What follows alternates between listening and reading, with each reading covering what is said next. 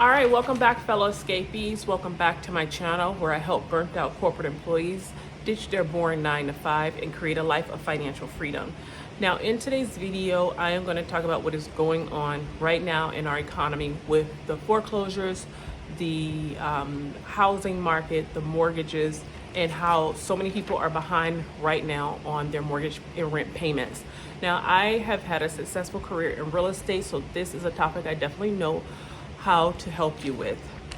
So because of what's going on with the job market, a lot of people have fell behind on their rents and their mortgage payments. Now, a lot of people may not be aware, but this kind of started around the pandemic time, so it has just been building up since that time frame.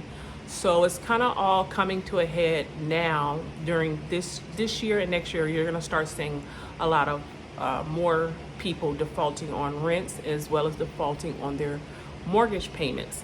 And that has a lot to do with the high cost of living, the new tariffs that have been implemented, as well as the interest rates, and the fact that people are struggling to find jobs, and people are being laid off and fired from jobs, as well as everything just going up in general. Like food costs is astronomical.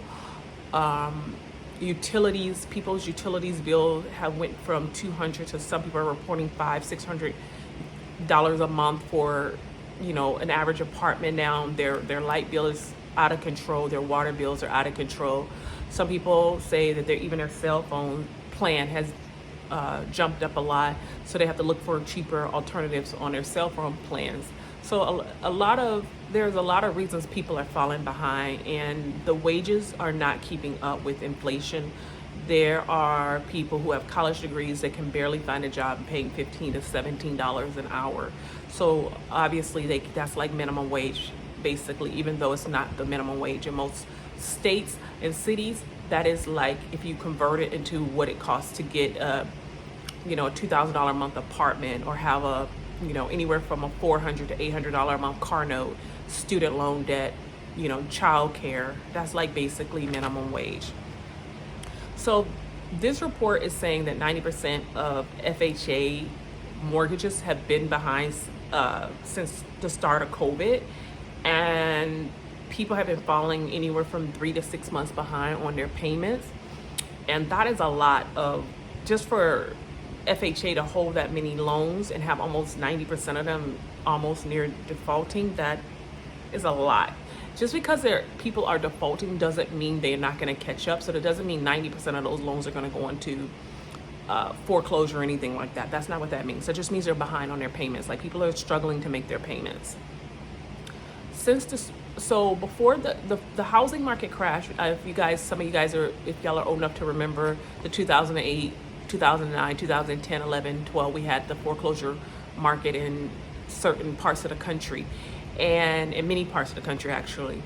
And when we had the foreclosure market, if you couldn't pay your mortgage, you basically lost your home. But during the pandemic, they gave people the option to go into like a temporary forbearance, where they can have time to pay off, get caught up on they were suspending their payments and then giving them time to get caught up.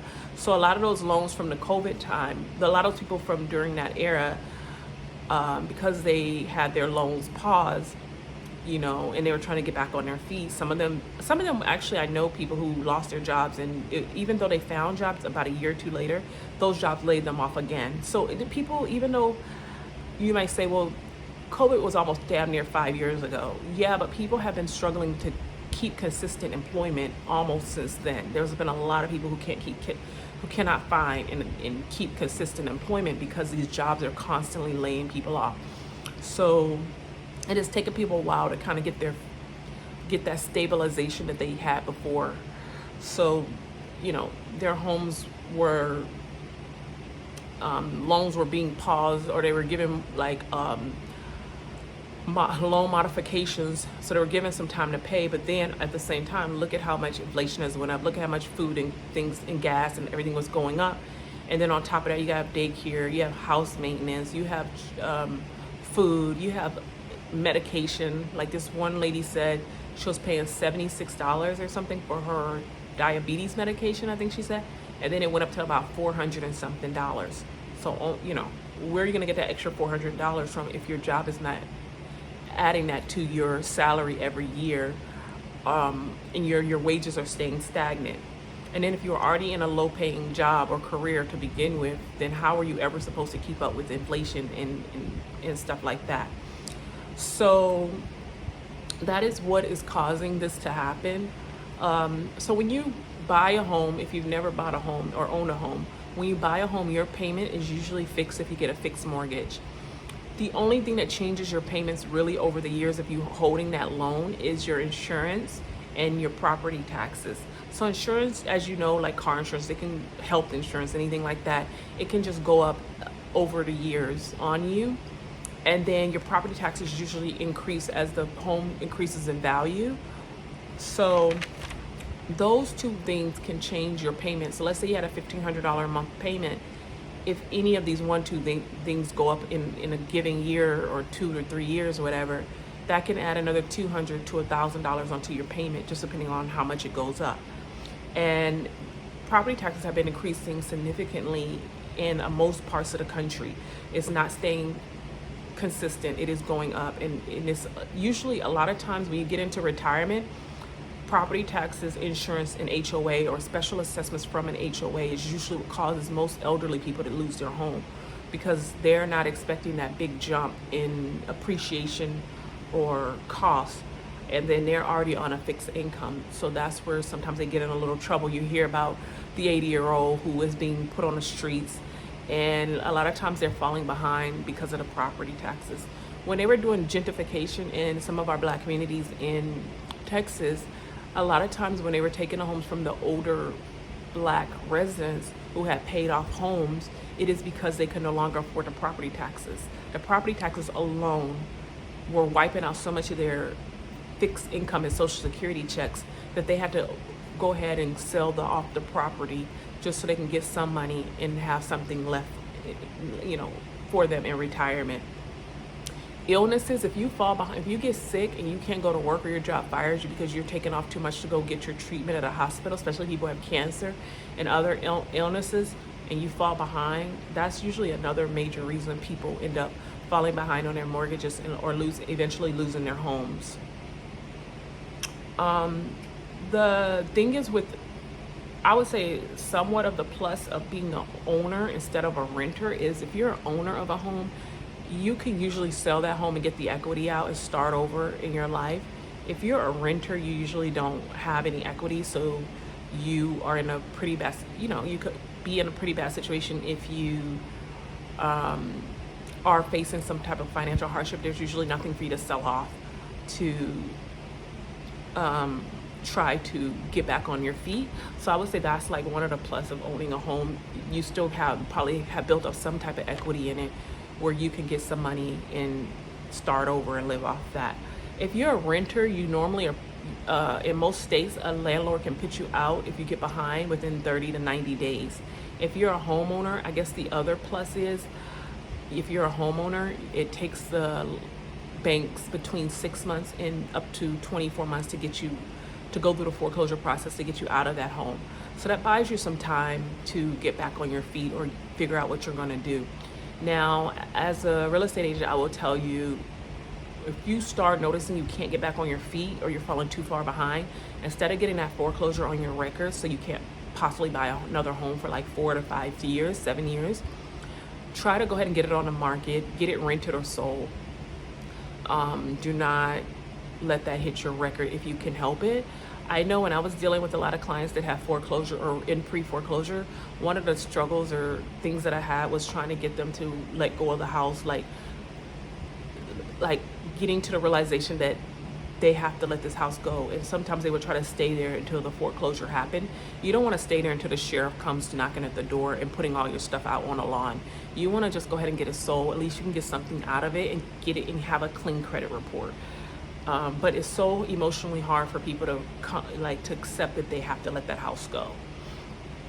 Right now, the reports are that the states that are facing the major foreclosures or rent delinquencies is Nebraska, Georgia, South Carolina, Indiana, Wyoming, Texas, Florida, Delaware, New Jersey, and South Carolina, Louisiana. I don't know if I said that already, but those are the states that you may see the impact hit first if this does not get any under control soon. If the inflation doesn't get under control and the wages do not keep up with inflation and people cannot find work, these are the areas that might get hit harder at first, okay, in our country.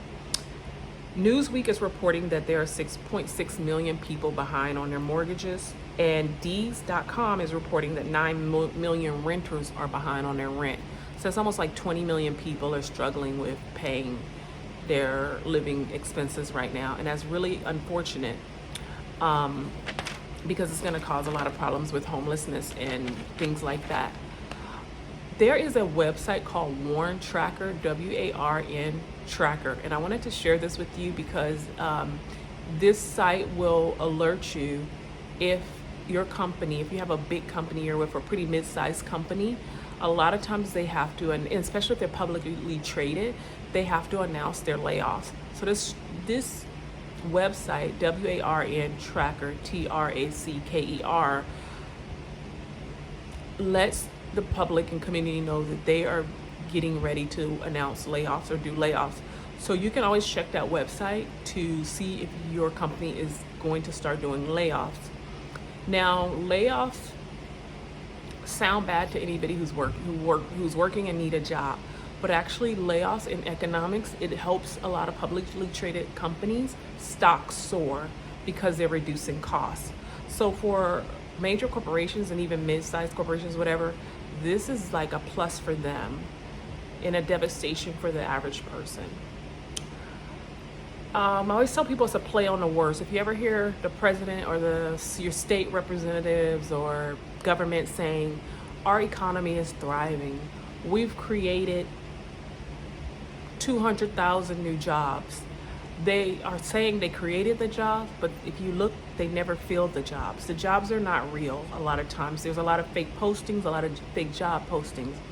So when they're saying to you the economy is doing good, that means businesses are doing good and their stocks are doing good. That's what that means. That it doesn't mean you got a job or your neighbors are doing good or you're gonna be doing good. It just means the companies are doing good. And I didn't know this for years. It took, somebody in business, and I'm in business too, but it took someone like who understood economics and politics and business a little bit better than myself to explain this to me. They said when they're saying they created jobs, that doesn't mean somebody got a job. It just means they created it. They didn't fill it. And I said, that's why these unemployment numbers are not real. There's higher unemployment numbers than what they're reporting. And that's why 20 million people are falling behind on their bills. Because if these jobs were really created and really available and really filled, 20 million people can't be behind on their bills like this. And the thing is, most people do not want to be behind on their mortgage or their rent. That is, they will pay that first because they need a place for themselves and their family.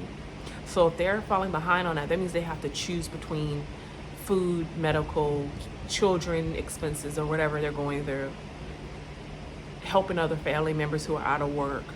That means that they have to choose that over their rent or their mortgage.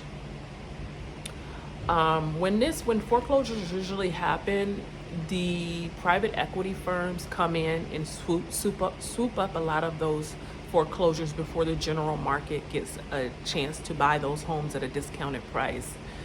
And the reason why these private equity companies get first dibs on these homes is, number one, of course, they got a lot of money. They're coming with most likely cash.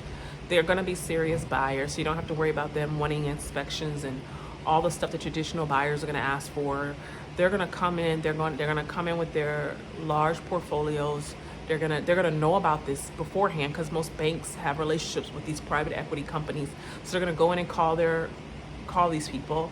They're going to tell them what they have on their books, and they're going to ask them, do they want to buy these assets off their books so that it doesn't appear as a liability when they're doing their closing out the end of the year statements. Their end of the year financial reports.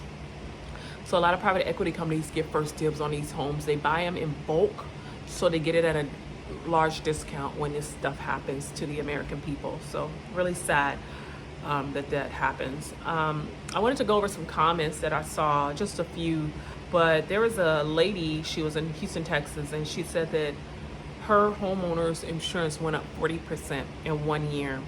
And that's a lot on somebody. You know, even if it goes up 5 or 10%, people have to figure out how to come up with the extra money.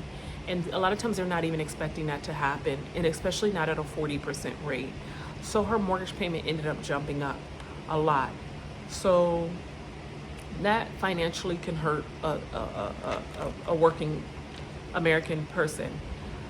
There was an investor in Mississippi that owns 103 properties, and the investor is saying that out of 103 properties, 90% of his tenants are behind on rent right now. That is really hard on that investor, because even though he's an investor and a landlord, and sometimes people despise having landlords, the thing is, the landlord has expenses too. The landlord owes the government for the land. The landlord has to pay property taxes, insurance, maintenance, and the mortgage payment plus the interest on the mortgage payment. And so a landlord usually has a lot of bills as well on the property that they're trying to rent out to you. So I know a lot of times people get upset that their landlords are raising rents on them, but it costs the landlord a lot to acquire those properties, maintain them, and have them available for you to be able to rent out. So I just wanted to share what was going on right now in the housing market. And if you're facing any of those housing challenges, of course, if you're a renter, you're going to see if the city has any type of renter assistance for you. And if you're a homeowner, you're just going to go call your lender and see if they have any kind of loan modifications for you, and see if they can help you. If they are not able to help you, if you don't see things getting better in your situation, it might be time for you to put the house on the market, get whatever equity you have in it out, and get rid of the home until you can get back and get back on your feet and financially stable. Right now, in most markets, homes can take anywhere from 4 to 8 months to sell. So you don't want to wait to the last minute when the sheriff is going to come knocking at your door, or when they put the notice on your door that they're coming to, put you out of that house. You don't want to wait to that last minute. You want to go ahead and get the home on the market and get it ready to be sold, so that you can at least recoup some money from the sale if you have equity built up into the house. So thank you guys for watching this video. Please make sure you like and subscribe, because I'll be dropping content very often on this channel. And if you hit the notification button, it's going to tell you when the videos are uploaded. And when you're subscribed, it's going to tell you when the videos are uploaded. So thank you guys so much for watching, and I'll see you in the next video.